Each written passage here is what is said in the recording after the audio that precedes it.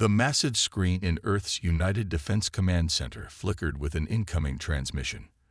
The room fell silent as the face of a blue-skinned alien appeared, its multiple eyes blinking in what humans had learned to recognize as contempt. "You have 24 hours to surrender," the alien announced, its translator converting the clicks and whistles into clear English. "The Galactic Council has decided.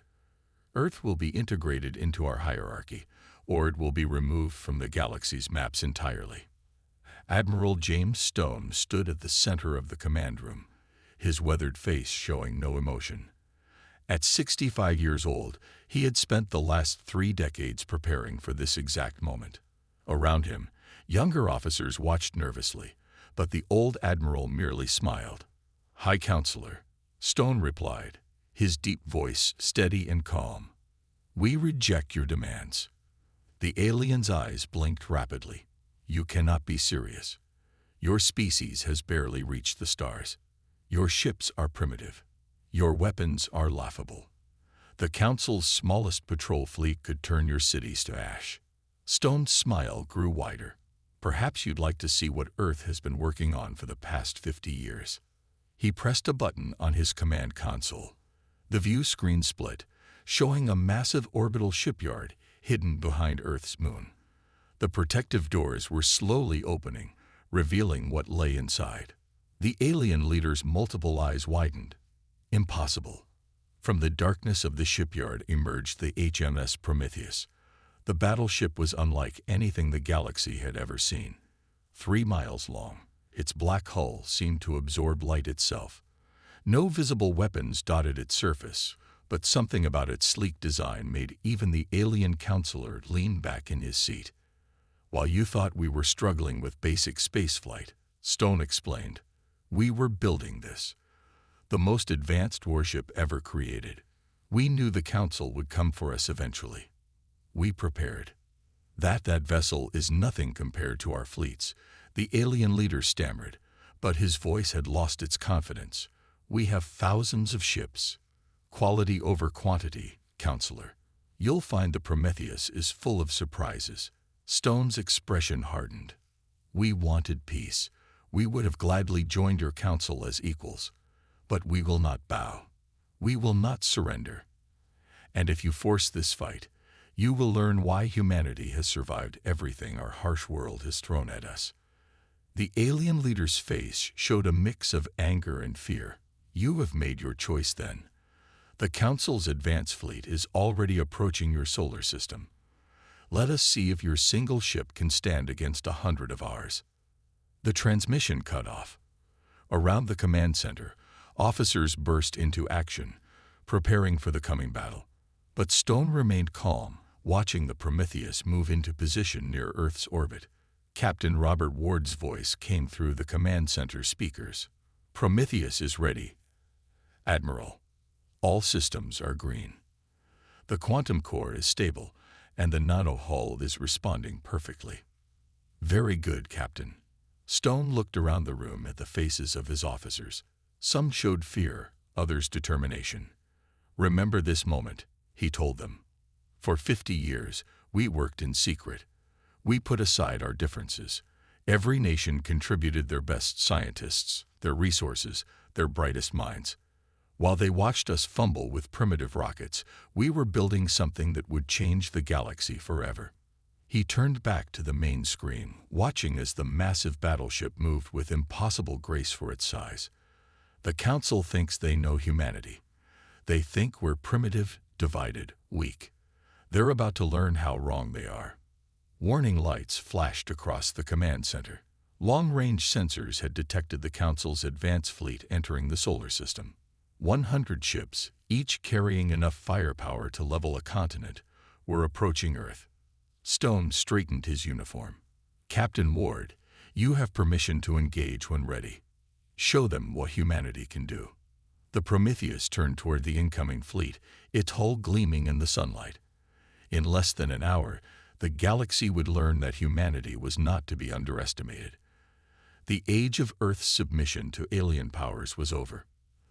The greatest battle in human history was about to begin. Captain Robert Ward walked through the main corridor of the HMS Prometheus, his footsteps echoing against the metal floor.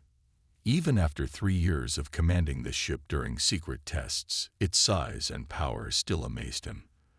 The corridors seemed to stretch endlessly, its walls glowing with a soft blue light from the quantum power lines running through them.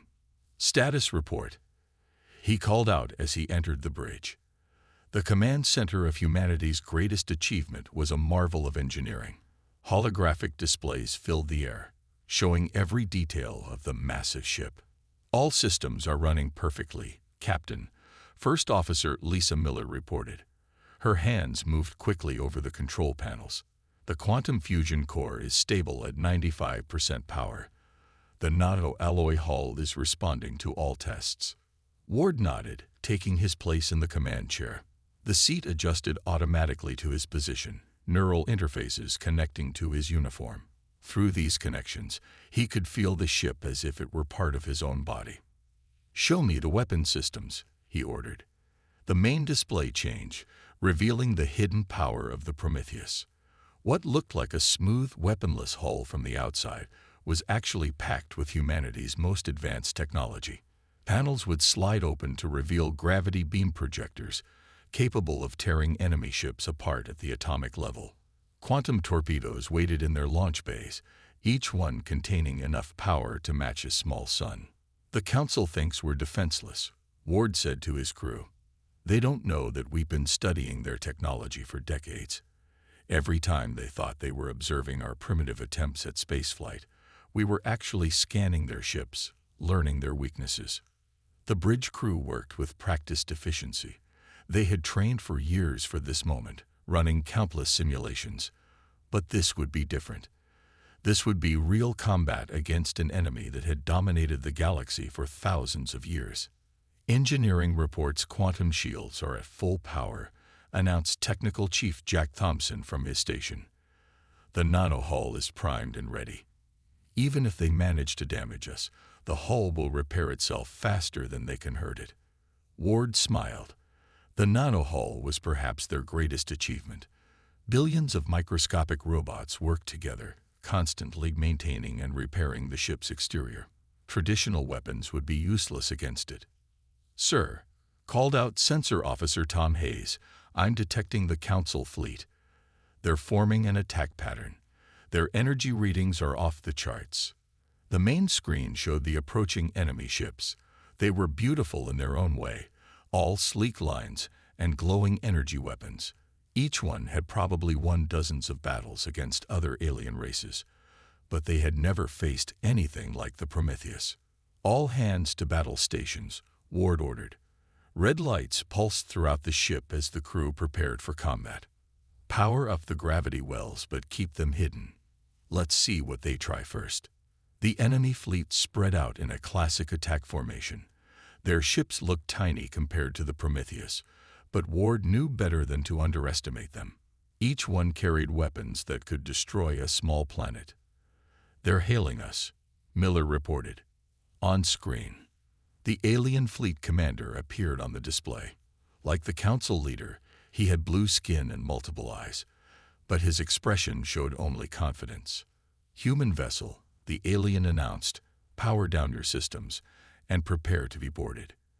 Your primitive ship, while impressively large, cannot hope to stand against our fleet. Surrender now and your crew will be treated well." Ward leaned forward in his command chair. "This primitive ship is about to surprise you. We will not surrender. We will not be boarded. This is your only warning. Leave Earth space or face the consequences." The alien commander laughed. "Very well. It will be interesting to see what pathetic weapons you've managed to develop. All ships, open fire." 100 energy beams shot toward the Prometheus, each powerful enough to crack a planet's crust. They struck the quantum shields, creating a spectacular light show, but doing absolutely no damage. "Shields holding at 100%, Thompson reported with a grin. The nano-hull didn't even need to activate. Ward watched as confusion spread across the alien commander's face. "Now," he said calmly, Let us show you what humanity's primitive ship can really do. Activate the gravity wells. Target their lead vessels. It's time to teach the galaxy why you should never underestimate Earth. The battle that would change the balance of power in the galaxy forever was about to begin. The bridge of the Prometheus fell silent as Captain Ward gave the order. Hidden panels across the massive ship's hull slid open smoothly, revealing rows of gravity projectors. Before the alien fleet could react, the first wave of attacks began. "Gravity wells active," Technical Chief Thompson announced, targeting their front line. The effect was instant and devastating. Invisible beams of concentrated gravitational force struck 3 alien ships. Their advanced shields, designed to stop energy weapons and physical projectiles, did nothing against the fundamental force of gravity itself. The ships crumpled like paper toys, their hulls crushing inward, as if giant hands were squeezing them. Impossible. The alien commander's face on the screen showed pure shock. What kind of weapons are these? Ward stood from his command chair, his voice calm but firm. "The kind your scientists thought couldn't exist. While you watched Earth from afar, thinking us primitive, we solved the mystery of gravity control. Would you like to see what else we've learned?" The alien fleet scrambled to regroup. Their formation broke apart as ships tried to move to safer distances. Energy beams continued to strike the Prometheus, but the quantum shields held steady, the nano-hull barely registering the attacks. "Sir," First Officer Miller reported, "they're launching their quantum torpedoes." "Activate the absorption fields," Ward ordered. As the alien torpedoes approached, something remarkable happened. Instead of exploding against the Prometheus's shields, they simply vanished. The absorption fields, another secret of human engineering, captured the energy of the weapons and fed it directly into the ship's power core. "Power levels rising," Thompson said with a grin. "They're actually making us stronger with every attack." The alien commander's voice crackled over the communication system, now filled with desperation. "This is Admiral Gray of the Galactic Council Fleet. What are you?" "We are humanity," Ward replied, "and we're tired of being underestimated. Prepare for our second demonstration." He nodded to Thompson. "Activate the mirror arrays." The Prometheus's hull began to shimmer. The next wave of energy weapons from the alien fleet struck the ship and bounced back, amplified tenfold. 5 more council ships exploded as their own weapons were turned against them. 8 ships destroyed, no damage to Prometheus, Miller reported. The alien fleet is falling back to regroup. On the main screen, Admiral Gray's face showed a mix of fear and anger. "One ship, one primitive human ship cannot defeat us. All vessels, concentrate fire on their command center." The remaining alien ships moved into a new formation. Energy beams and torpedoes filled space, all aimed at one spot on the Prometheus. The point of impact glowed bright red, but the nano-hull simply absorbed the damage, microscopic robots instantly repairing any effects. "Should we show them our main weapon, sir?" Thompson asked, his hand hovering over the controls. Ward shook his head. "Not yet. That's our surprise for the Council's main fleet. For now, let's give them a chance to retreat. Open a channel."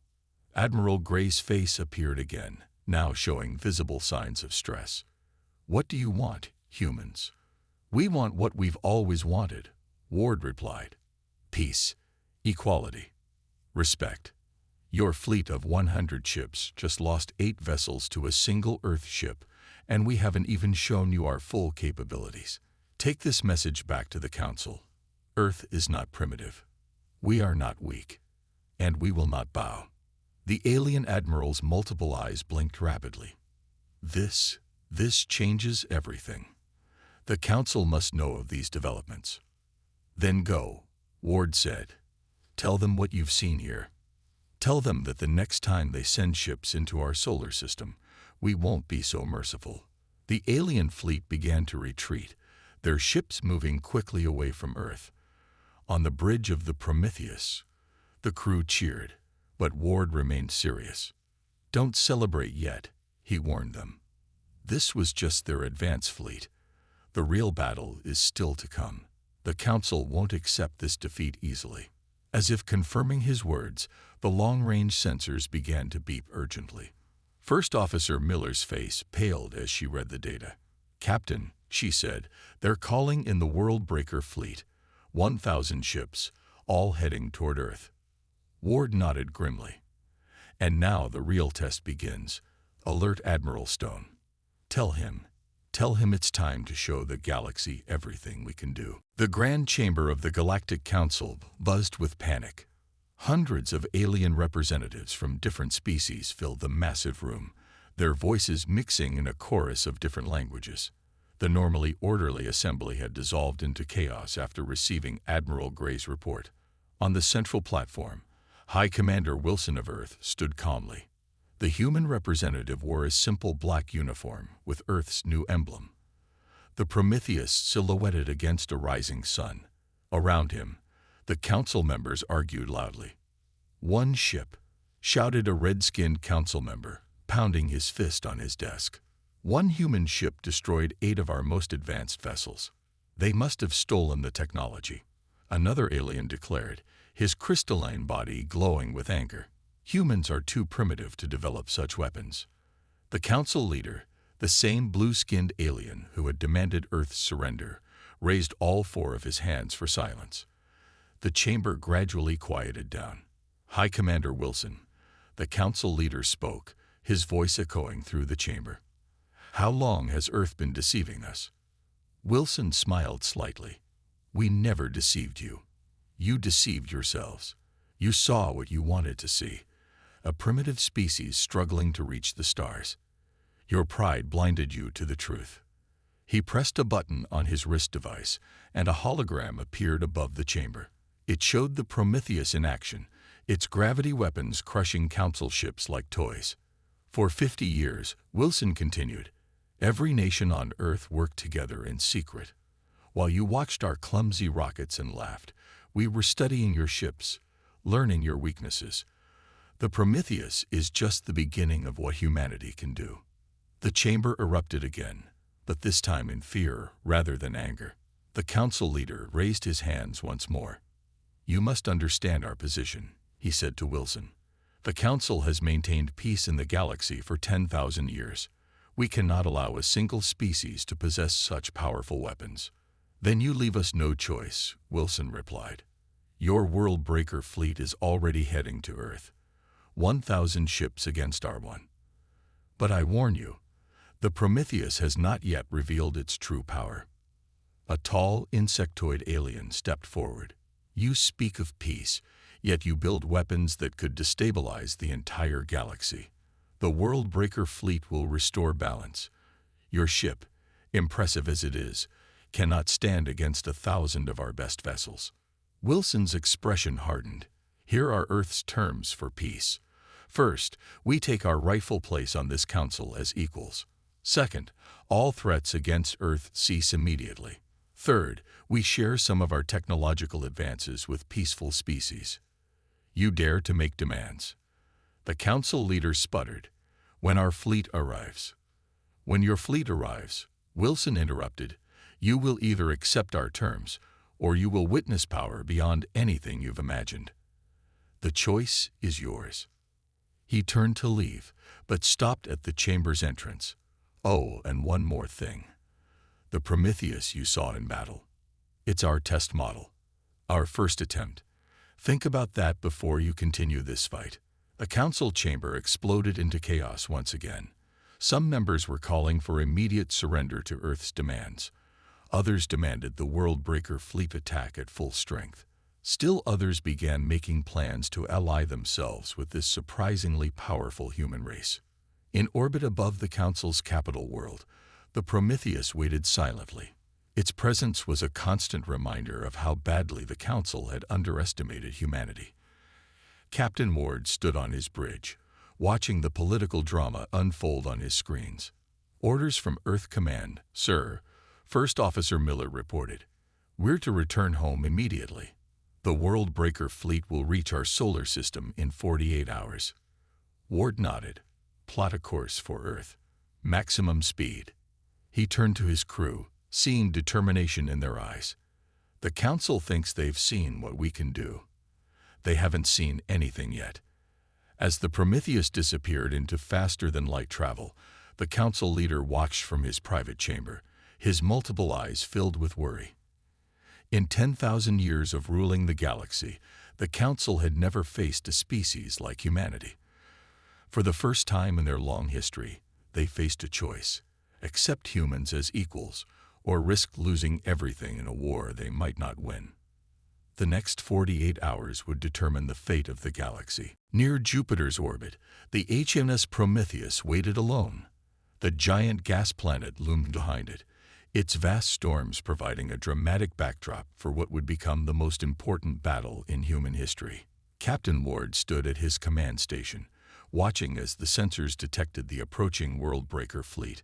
1,000 ships emerged from faster-than-light travel, their formation spreading across space like a giant wall of metal and energy. "They're here," First Officer Miller announced quietly. The bridge crew watched their screens as ship after ship appeared. The world-breaker fleet lived up to its name. Each vessel was larger than anything they'd seen before, bristling with weapons. "Message from the enemy flagship," Communications Officer Peters reported. Text only. The message was simple: surrender or be destroyed. You have 5 minutes to decide. Ward smiled. "Send them our response. Come and get us." The enemy fleet moved forward as one, their energy weapons charged, creating a web of light that stretched across space. The sight would have terrified any other species, but the crew of the Prometheus remained calm.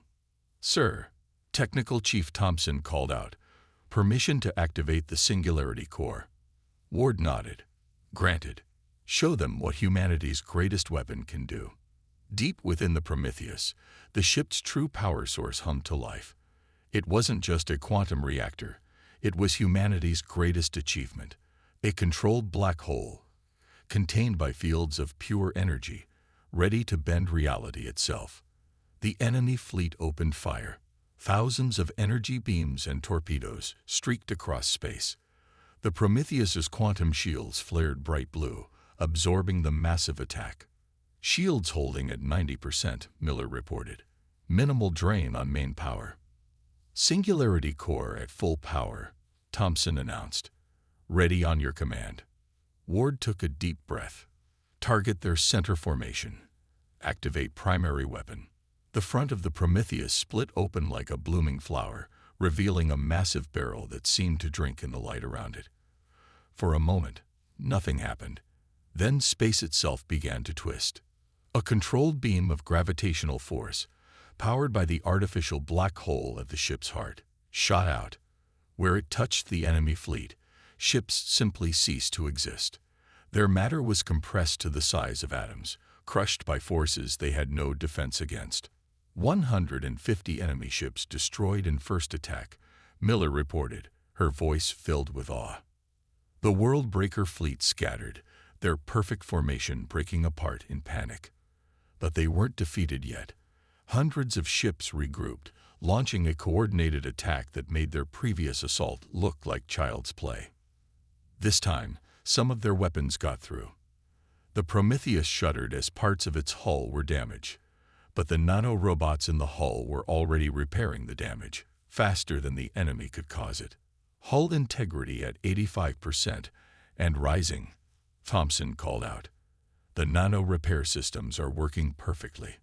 Ward watched as the enemy fleet tried to surround them. "They're learning," he noted, "but so are we. Activate the gravity web." The Prometheus released hundreds of small devices into space. Each one created its own gravity field, linking with the others to form a massive web. Enemy ships caught in it found themselves being pulled apart by competing gravitational forces. "Another 200 ships lost," Miller reported. "The enemy fleet is pulling back." But the battle wasn't over. The remaining enemy ships gathered for one final desperate attack. They charged their weapons to maximum power, beyond safe levels. "They're going to sacrifice themselves to destroy us," Ward realized. All power to shields. Prepare the Singularity Core for maximum output. The next few minutes were chaos. The Prometheus was hit again and again by kamikaze attacks and weapons fire.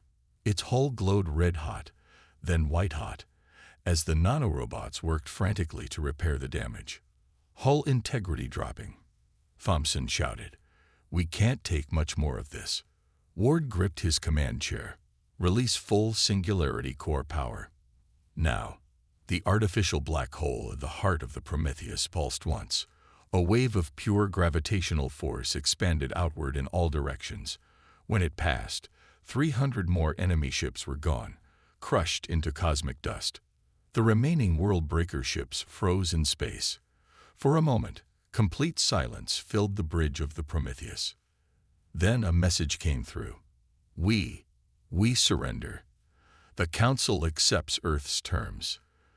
The great battle was over. Humanity had won. The Grand Chamber of the Galactic Council was silent for the first time in its history. Gone was the usual noise of hundreds of species talking at once. Instead, all eyes were fixed on the holographic display, showing the aftermath of the battle near Jupiter. The surviving ships of the once mighty world-breaker fleet limped home, their crews still shaking from what they had witnessed. The Prometheus had destroyed over 600 of their best ships, and it still floated in space, its self-repairing hull erasing all signs of damage. High Commander Wilson stood again in the center of the chamber, but this time no one dared interrupt him. Even the council leader sat quietly, his multiple eyes blinking rapidly in stress. "Now then," Wilson said calmly, "shall we discuss those terms again?" The council leader's voice trembled as he spoke. How did you hide such power from us? Our sensors watched Earth for decades." Wilson walked slowly around the chamber, making eye contact with representatives from different species. "We learned from Earth's history. When powerful nations discovered less advanced cultures, they often destroyed them. We decided that wouldn't happen to Earth." He paused near a group of alien scientists who had always dismissed human technology as primitive. "Every rocket failure you saw was planned. Every crude satellite we launched contained hidden sensors, studying your ships. We learned from you, while making sure you never learned from us." The insectoid representative who had earlier demanded Earth's surrender now stepped forward. "The weapon your ship used, it bent space itself. Such technology should be impossible." "Impossible?" Wilson smiled. "Humanity has made a habit of doing the impossible." Now about those terms. The council leader stood, his formal robes rustling. "We accept Earth's terms. We have no choice. But tell us one thing. Was that truly your only ship of its kind?" Before Wilson could answer, the chamber's main screen lit up. Captain Ward's face appeared, transmission coming live from the Prometheus. "Honorable Council," Ward said, his voice firm but respectful. "You're asking the wrong question. The Prometheus isn't our only ship. It's our first prototype. A test model, as High Commander Wilson told you earlier." The chamber erupted in frightened whispers. The council leader sank back into his seat. "But," Ward continued, "we don't want to rule through fear. Earth doesn't seek to dominate the galaxy. We want to help make it better. The Prometheus was built for defense, not conquest." Wilson nodded in agreement. "Here are Earth's final terms. First, humanity takes its place on the Council as a full member, with all rights and responsibilities. Second, we will share some of our technological advances, not weapons, but medical technology, clean energy, and faster-than-light travel improvements." He paused, looking around the chamber. "Third, and most importantly, the Council must change. No more destroying primitive species. No more forcing younger civilizations to submit. Every species deserves the chance to develop in their own way." The council leader stood again, this time with more dignity. "And if we agree to these terms, then Earth will be your strongest ally," Wilson promised. "The Prometheus and its future sister ships will help defend peaceful species against any threat. We'll work together to make the galaxy better for everyone." One by one, The council members began to stand. First, the younger species, then the older ones, until finally, even the council leader raised his four hands in the traditional gesture of agreement. The terms are accepted, the council leader announced formally. Earth is now a full member of the Galactic Council. Let it be recorded that this day marks a new age in galactic history. On the bridge of the Prometheus, Captain Ward watched the proceedings with satisfaction. "Send word to Earth," he ordered. "Mission accomplished." The crew cheered, but First Officer Miller noticed Ward's serious expression. "Captain, is something wrong?" Ward shook his head. "Not wrong. But our job just got bigger. Now we have to prove that humanity deserves this power, that we can be better than those who came before us." As if to answer him, the ship's quantum core hummed softly, its energy promising a brighter future. Humanity had won its place among the stars not just through power, but through wisdom. The real challenge, proving worthy of that place, was just beginning. 1 year after the Great Battle, Earth had changed more than anyone could have imagined. Ships from 100 different alien worlds filled the skies, their crews eager to trade and learn from humanity. The sight of blue-skinned council members walking through New York or insectoid engineers studying in Tokyo had become normal. The Prometheus floated in its dock near the moon, its black hull gleaming in the sunlight. But it was no longer alone. 3 more ships of its class were under construction, each one incorporating improvements based on lessons learned in the Great Battle. Captain Ward stood at the observation window of the new Earth Defense Command Station, watching construction robots swarm around the massive vessels. First Officer Miller, now Captain Miller of the second ship in the fleet, stood beside him. "Hard to believe it's only been a year," Miller said, sipping her coffee. "Remember when we had to hide everything?" Ward nodded, remembering the decades of secrecy. "Now look at us, teaching council engineers about gravity control, sharing medical technology that can cure their worst diseases, helping younger species develop their own ships." Below them, Earth glowed like a blue jewel. The planet had prospered under the new alliance. Clean energy from quantum cores had eliminated pollution. Gravity control technology had made space travel cheap and easy. Hospitals used alien medical knowledge alongside human innovations, curing diseases that had once been fatal.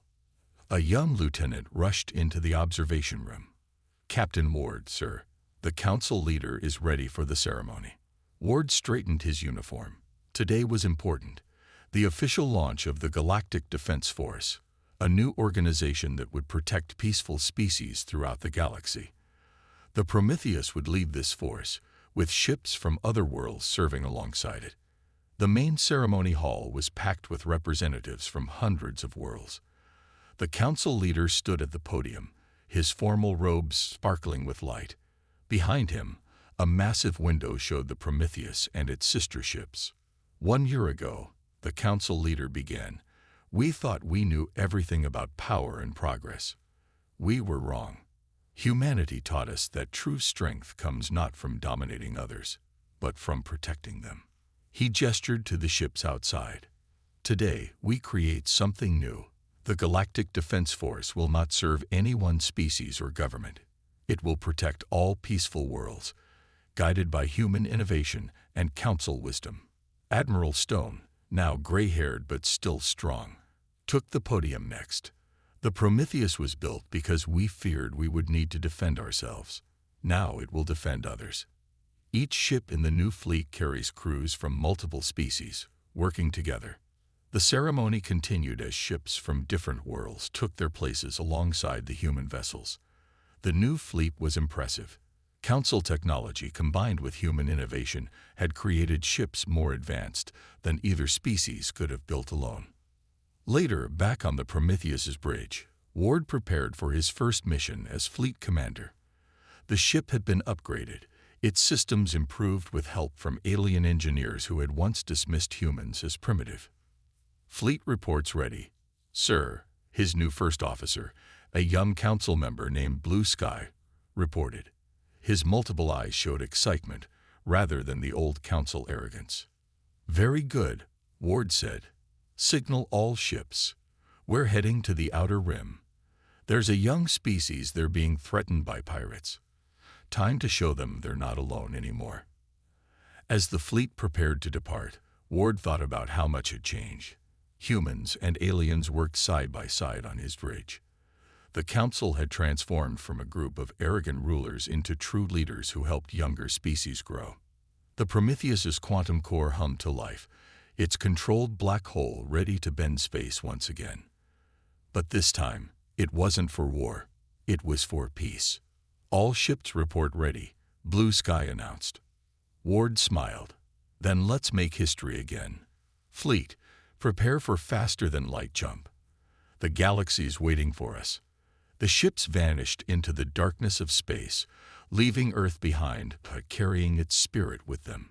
Humanity had not only found its place among the stars, it had helped create a better galaxy for everyone. As the fleet traveled to its first mission, the words of an old Earth saying echoed in Ward's mind. The true measure of power is not in how you gain it, but in how you use it. Humanity had proven itself worthy of its power. The age of fear was over. The age of hope had begun.